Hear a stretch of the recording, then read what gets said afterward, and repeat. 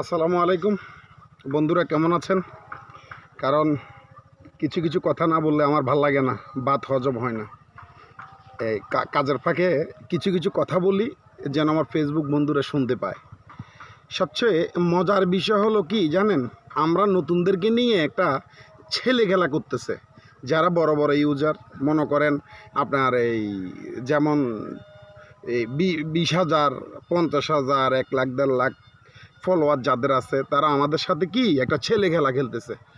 কারণ ভালো গাইডলাইনের চেয়ে মোবাইলের ফেসবুকে ডাক্তার বেশি হয়ে গেছে এখন। ওই এভাবে করেন, এইভাবে করেন, মানে আমাদেরকে নিয়ে খুব তামাশা।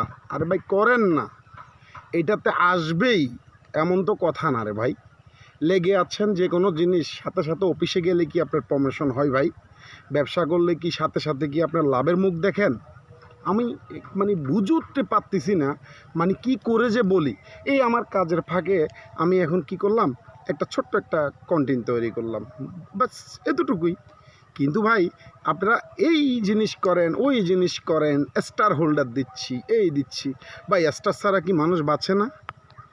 হ্যাঁ, আপনি দেখেন একটা এই কথাগুলো বইলা এই ফলোয়ারের লাইন লাগাই দিছি। আর যারা নতুন ইউজার তারা তো মনে করেন কিছুই বোঝে না, তাদেরকেই ফলো করতেছে। আরে ভাই আমাকে ফলো দেন না, আমার মতো নতুনকে ফলো দেন, আমার থেকে ফলো ব্যাক নেন। এইটাই তো নিয়ম, বন্ধুত্ব তো এইভাবেই হয়। আমি চাই আমরা নতুনদের পাশে থাকি। তবে যারা বেশি ফেসবুকে ডাক্তাররা ভালো গাইডলাইনের চেয়ে বেশি ফেসবুকে ডাক্তার হয়ে গেছে, এই ডাক্তারগুলো অতি শীঘ্রই আপনারা বন্ধ করে দেন। আমরা চাই ভালো জিনিস তৈরি করি, ভালো কন্টেন্ট তৈরি করি, সবাই দেখবে। আর বেশি কিছু বলবো না, কারণ বেশি কিছু বললে আপনাদের কলিজা জ্বলে, আমি কলিজা জ্বলা চাই না। তো ওকে, আসসালামু আলাইকুম রহমতুল্লাহ।